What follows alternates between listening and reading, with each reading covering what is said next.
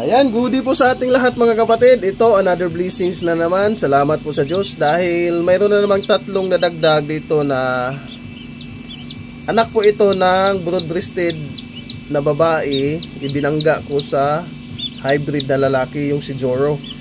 So, tatlo po ito. Ito, isa, dalawa. Ayan, nilagyan ko na ng tanda.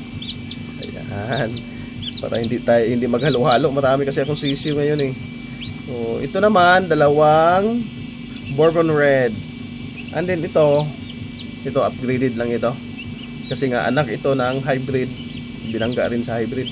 So, ang pinakamainam na tawag talaga dito is upgraded turkey. Ayan.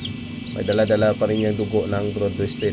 Itong tatlo, mataas-taas pa ang dugo ng pagiging broad-breasted nito. Kasi mama broad-breasted and then hybrid po yung papa.